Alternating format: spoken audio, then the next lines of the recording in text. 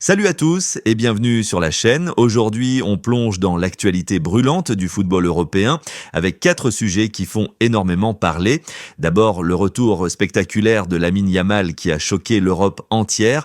Ensuite, la magnifique victoire du Barça contre la Real Sociedad hier soir. Puis on ira du côté du Real Madrid où Xabi Alonso est la cible de critiques virulentes. Avant de terminer avec la situation de Kylian Mbappé qui semble aujourd'hui porter à lui seul tout le poids du secteur offensif madrilène. Commençons avec Lamine Yamal. À seulement 18 ans, le prodige espagnol est déjà considéré comme l'un des visages du futur du FC Barcelone. Mais après plusieurs semaines d'absence dues à une blessure à l'aine, beaucoup craignaient de le voir manquer une partie essentielle de la saison. Et pourtant, le choc est arrivé. Yamal a annoncé son grand retour et cela juste avant un rendez-vous capital face au Paris Saint-Germain en Ligue des Champions. Pour les supporters, mais aussi pour les observateurs européens, ce retour est un véritable électrochoc. Non seulement parce qu'il renforce un Barça en pleine reconstruction, mais aussi parce que Yamal représente l'espoir d'une génération. Sa maturité, sa technique et son influence sur le jeu dépassent déjà son âge et son absence se faisait cruellement sentir. Aujourd'hui, son retour bouleverse les équilibres et rebat les cartes, au point que certains médias parlent d'un retour qui choque l'Europe. Et justement, hier soir, le FC Barcelone a livré une prestation qui confirme que la dynamique est positive. Les Catalans se sont imposés face à la Real Sociedad sur le score de 2-1, une victoire qui leur permet de prendre la tête provisoire de la Liga. Ce n'était pas seulement un succès comptable, mais une victoire pleine de caractère, avec du jeu, de l'intensité et une détermination retrouvée. On a vu un Barça qui retrouve ses principes, la maîtrise technique, le pressing haut et cette capacité à se projeter rapidement vers l'avant. Le retour de Yamal dans le groupe a galvanisé l'équipe, même si le jeune crack n'a pas encore retrouvé ses 90 minutes complètes, son simple nom sur la feuille de match change l'atmosphère et rassure les supporters. Le Barça montre qu'il est prêt à défier le PSG et cette victoire contre la Sociedad est une répétition générale réussie. Mais pendant que le Barça retrouve des couleurs, au Real Madrid, la situation est bien plus tendue.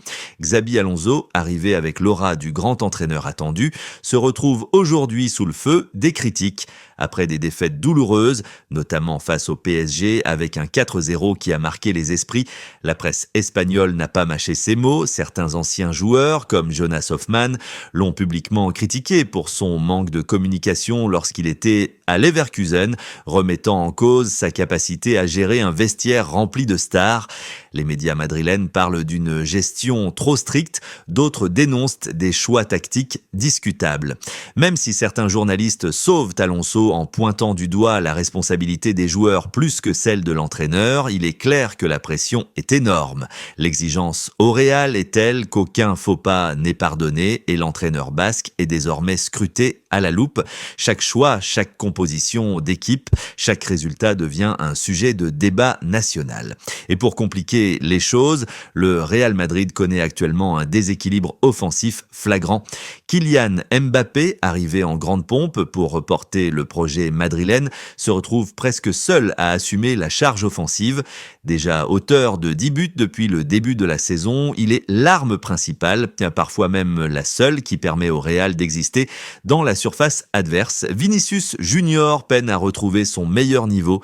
Trop irrégulier, trop brouillon, il n'a plus l'impact qu'on lui connaissait il y a encore quelques mois. Rodrigo, de son côté, est critiqué pour son manque d'efficacité. Il apporte de la vitesse, du mouvement, mais il manque de tranchant et de réalisme devant le but.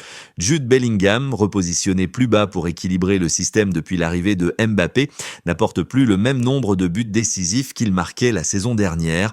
Résultat, toute l'attaque repose sur les épaules de Mbappé.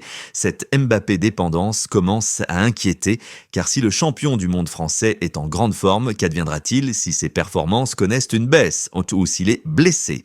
Les défenses adverses commencent déjà à resserrer leur ligne sur lui et si ses coéquipiers ne retrouvent pas rapidement leur niveau, le Real pourrait connaître de sérieuses difficultés dans les grands rendez-vous à venir. Pour l'instant, Mbappé assume son rôle de leader offensif. Il court, il marque, il inspire ses coéquipiers, mais il ne peut pas tout faire seul. En résumé, nous avons d'un côté un Barça qui reprend confiance avec le retour de son joyau Lamine Yamal et une victoire solide contre la Real Sociedad, et de l'autre un Real Madrid fragilisé avec un Xabi Alonso sous pression et une attaque qui repose exclusivement sur Kylian Mbappé. La saison est encore longue, mais la dynamique actuelle montre un Barça en pleine ascension et un Real Madrid en quête de solutions. Alors, selon vous, qui est le mieux armé pour dominer l'Espagne cette saison? Le Barça rajeuni et revigoré ou le Real Madrid dépendant du génie de Mbappé?